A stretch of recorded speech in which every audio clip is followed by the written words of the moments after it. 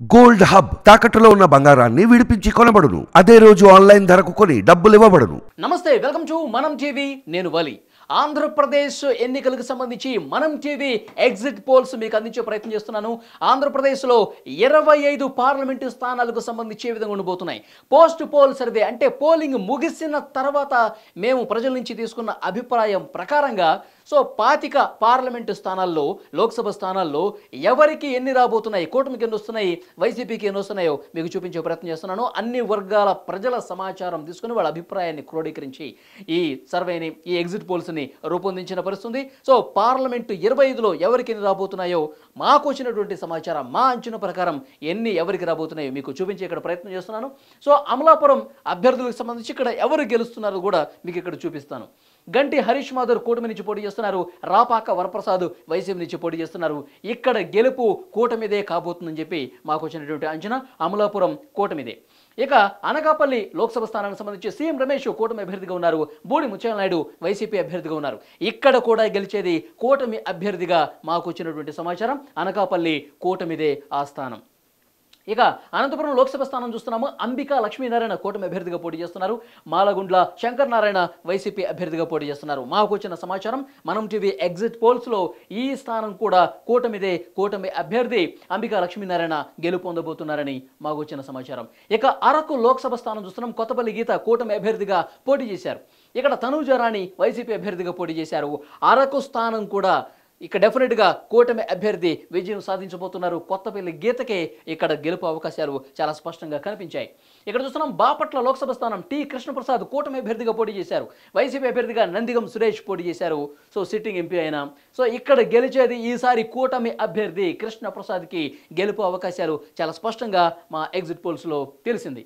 ఇక్కడ చూస్తున్నాం చిత్తూరు లోక్సభ స్థానానికి సంబంధించి దగ్గుమళ్ళ ప్రసాదరావు కూటమి అభ్యర్థిగా పోటీ చేశారు. ఇక్కడ వైసీపీ నుంచి ఎన్ రెడ్డప్ప పోటీ చేశారు. చిత్తూరు లోక్సభ స్థానం వైసీపీదిగా మాకు అర్థమైంది.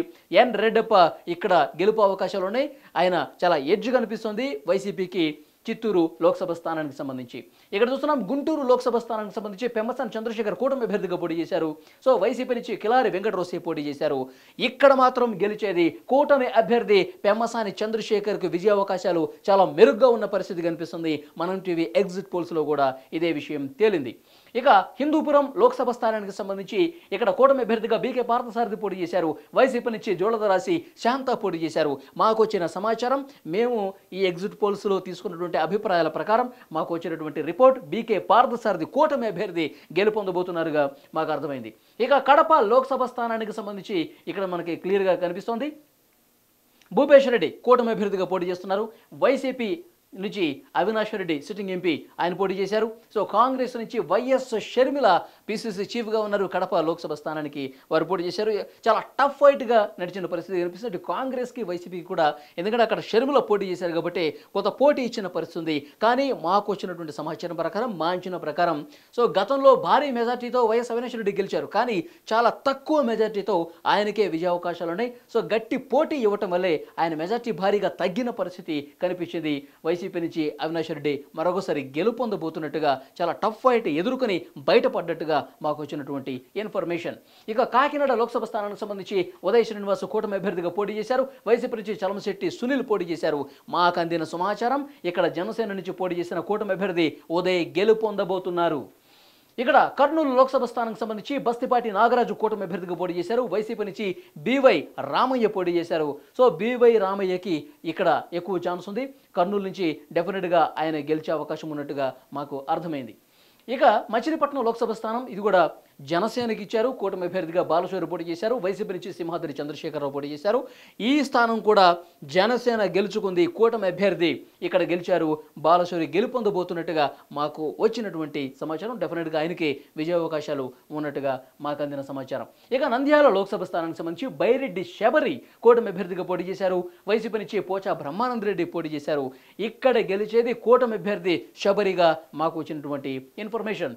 ఇక నరసాపురం లోక్సభ స్థానం భూపతిరాజు శ్రీనివాస్ వర్మ కూటమి నుంచి పోటీ చేశారు. వైసీపీ నుంచి ఉమాబాల పోటీ చేశారు. ఇక్కడ గెలిచేది కూటమి శ్రీనివాస్ వర్మ నరసాపురం లోక్సభ స్థానం నుంచి గెలుపొందబోతున్నట్టుగా మాకు వచ్చిన సమాచారం. మేము మా ఎగ్జిట్ పోల్స్లో అందినటువంటి వివరాలు అవి. ఇక నరసరావుపేట లోక్సభ స్థానానికి సంబంధించి లావు శ్రీకృష్ణదేవరాయలు కూటమి అభ్యర్థి. సో వైసీపీ నుంచి అనిల్ కుమార్ యాదవ్ ఈయన పోటీ చేశారు. డెఫినెట్గా ఇక్కడ కూడా మాకు వచ్చిన అంచనా ప్రకారం మేము అక్కడ స్థానికంగా ఉన్నటువంటి ప్రజల అభిప్రాయాలను తీసుకున్న సందర్భంగా మాకు తెలిసింది లావు శ్రీకృష్ణదేవరాయలు ఆయన కూటమి అభ్యర్థిగా ఇక్కడ గెలుపొందబోతున్నారు నరసరావుపేట లోక్సభ స్థానంలో. ఇక నెల్లూరు స్థానం నుంచి పరిస్థితి ఏంటంటే వేమిరెడ్డి ప్రభాకర్ రెడ్డి కూటమి నుంచి పోటీ చేశారు. వైసీపీ నుంచి విజయసాయి రెడ్డి పోటీ చేశారు. ఇక్కడ వేమిరెడ్డి ప్రభాకర్ రెడ్డి గెలుపొందబోతున్నారని మాకు తెలిసిన సమాచారం.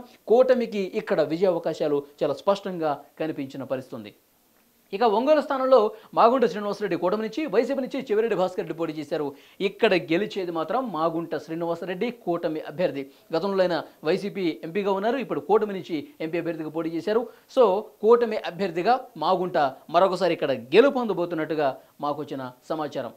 సో ఇక్కడ మరొక స్థానం మీకు చూపిస్తున్నాను, రాజమండ్రి స్థానం. పురంధేశ్వరి కూటమి నుంచి, వైసీపీ నుంచి గూడూరు శ్రీనివాసరావు పోటీ చేశారు. సో రాజమండ్రి స్థానం నుంచి కూడా డెఫినెట్గా పురంధేశ్వరికి ఎక్కువ విజయ అవకాశాలు కనిపించాయి. కూటమి అభ్యర్థిగా పురంధేశ్వరి ఇక్కడ గెలవబోతున్నట్టుగా మా అంచనా. నెక్స్ట్ రాజంపేట లోక్సభ స్థానానికి సంబంధించి నల్లారి కిరణ్ కుమార్ రెడ్డి కూటమి అభ్యర్థిగా ఉన్నారు. పెద్దిరెడ్డి మిథున్ రెడ్డి వైసీపీ అభ్యర్థిగా ఉన్నారు. ఇక్కడ మిథున్ రెడ్డికి ఛాన్సెస్ ఎక్కువ ఉన్నాయి.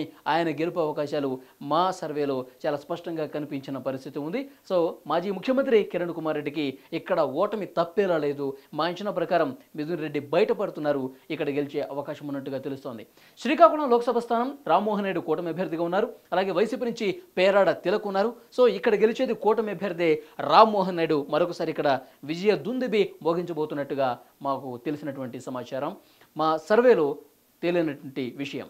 ఇక తిరుపతి లోక్సభ స్థానానికి సంబంధించి వరప్రసాద్ కూటమి అభ్యర్థిగా ఉన్నారు. వైసీపీ నుంచి మధ్యల గురుమూర్తి పోటీ చేశారు, సిట్టింగ్ ఎంపీ అయినా. సో ఇక్కడ వైసీపీ నుంచి పోటీ చేసిన గురుమూర్తికే మళ్ళీ ప్రజలు అక్కడ ఛాన్స్ ఇవ్వబోతున్నారు. ఇక్కడ వైసీపీ ఎంపీ అభ్యర్థి గెలిచే అవకాశం చాలా స్పష్టంగా మాకు అర్థమైంది. ఇక విజయనగరం పరిస్థితి చూద్దాం. కలిశెట్టి అప్పలనాయుడు కూటమి నుంచి పోటీ చేశారు. వైసీపీ నుంచి బెల్లాన చంద్రశేఖర్ పోటీ చేశారు. బెల్లాన చంద్రశేఖర్కి వైసీపీకి విజయనగరం లోక్సభ స్థానంలో ఎడ్జ్ కనిపించింది. వారికి విజయ అవకాశాలు ఎక్కువ ఉన్నట్టుగా ఇక్కడ మాకు అర్థమైంది. విజయవాడ లోక్సభ స్థానం బ్రదర్స్ ఇద్దరు, కేశినేని చిన్ని, Kesineni Nani.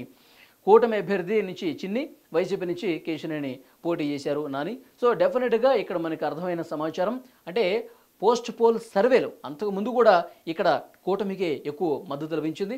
So post poll సర్వేలో కూడా, ఎగ్జిట్ పోల్స్లో కూడా మా అంచనా కూటమి అభ్యర్థిగా ఉన్నటువంటి కేశినేని చిన్నికి ఇక్కడ విజయ అవకాశాలు లభించే అవకాశం చాలా స్పష్టంగా కనిపించాయి. ఇక్కడ విశాఖపట్నం లోక్సభ స్థానం చూద్దాం. భరత్ కూటమి అభ్యర్థిగా పోటీ చేశారు.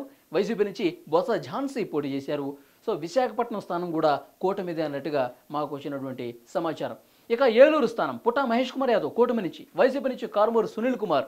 సో డెఫినెట్గా మళ్ళీ ఇక్కడ కూటమి గెలవబోతున్నట్టుగా మాకు వచ్చినటువంటి రిపోర్ట్. సో ఓవరాల్గా చూసుకుంటే 25 లోక్సభ స్థానాలు చూసుకుంటే కనుక డెఫినెట్గా వైసీపీ గెలిచే స్థానాలు 6 మాత్రమే. సో కూటమి గెలిచే స్థానాలు 19. సో మెజారిటీ స్థానాలు కూటమి గెలుచుకోబోతుంది. 19 ఎంపీ స్థానాల్లో చాలా స్పష్టమైన ఆధిక్యత కనబరిచారు కూటమి అభ్యర్థులు. 19 స్థానాలు ఎట్టి పరిస్థితుల్లో గెలిచే అవకాశం ఉన్నట్టుగా మాకు అందినటువంటి సమాచారం. మనం టీవీ ఎగ్జిట్ పోల్స్ ప్రజల అభిప్రాయం మీ ముందుంచే ప్రయత్నం చేస్తున్నాం. మొత్తం 25లో 19 కూటమి ఎంపీ అభ్యర్థులు గెలవబోతున్నారు. కేవలం 6 స్థానాల్లో మాత్రమే వైఎస్ఆర్ కాంగ్రెస్ పార్టీ ఎంపీ అభ్యర్థులు గెలిచే అవకాశం ఉంది. 1 కడప, 2 రాజంపేట, 3 చిత్తూరు, 4 తిరుపతి, 5 కర్నూలు, 6 విజయనగరం. ఈ స్థానాల్లో మాత్రమే వైసీపీ అభ్యర్థులకు గెలిచే అవకాశం కనిపించింది. సో మిగతా 19 చోట్ల కూడా కూటమి అభ్యర్థులకు విజయ అవకాశాలు చాలా స్పష్టంగా మా ఎగ్జిట్ పోల్స్లో అర్థమైంది.